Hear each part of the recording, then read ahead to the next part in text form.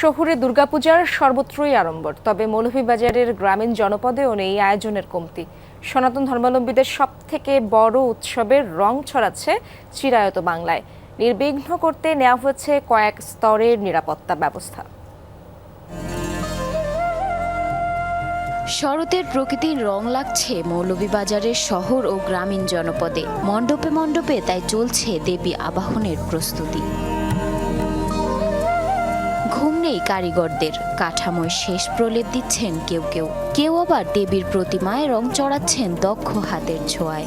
শহুরে পূজা আয়োজনের সাথে ভিন্নতা রয়েছে গ্রামীণ উৎসবের। অনাড়ম্বর, তবে প্রকৃতি আর প্রাণের মেলবন্ধনে থাকে ভিন্ন আবহ। পূজার সব প্রস্তুতি তোমার শেষ পর্যায়ে, এবং খালি যে এই টাউনে খালি আনন্দ হয় তা নয়, গ্রামও তোমার পূজার উৎসব মুখর ছোটতা। আমাদের গ্রামের যে মজাটা, সেই মজাটা আসলে শহরে মেলে না। আমাদের গ্রামে প্রতিদিন সন্ধ্যার সময় আরতি, বাচ্চাদের গান নাচ, এগুলো মানে নিজেদের মতো করে তারা গুছিয়ে অনেক সুন্দর করে এগুলা মানে উপস্থাপন করে। দুর্গোৎসবকে ঘিরে আনন্দের কমতি নেই বাঙালির সনাতন ধর্মাবলম্বীদের মাঝে। অধীর অপেক্ষায় ভক্ত অনুসারীরা।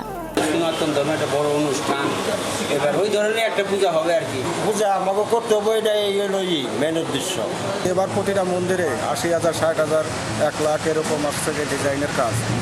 নির্বিঘ্নে পূজা উদযাপনের জন্য কয়েক স্তরের নিরাপত্তা ব্যবস্থা গ্রহণ করেছে পুলিশ। বিভিন্ন স্তরের বিভিন্ন গোষ্ঠীর যে সমস্ত নেতৃবৃন্দ আছে তাদের সঙ্গে আমরা কথা বলেছি। সকল সংস্থা সঙ্গে আমাদের বাংলাদেশ পুলিশ কিন্তু সমন্বয় করে ইতিমধ্যেই আমাদের নিরাপত্তা বলয়টা আমরা সাজিয়েছি। এবছর জেলায় ৯৯৩টি সার্বজনীন মণ্ডপ এবং শতাধিক ব্যক্তিগত মণ্ডপে অনুষ্ঠিত হবে শারদীয় দুর্গাপূজা। জারিন অর্নি, যমুনা নিউজ।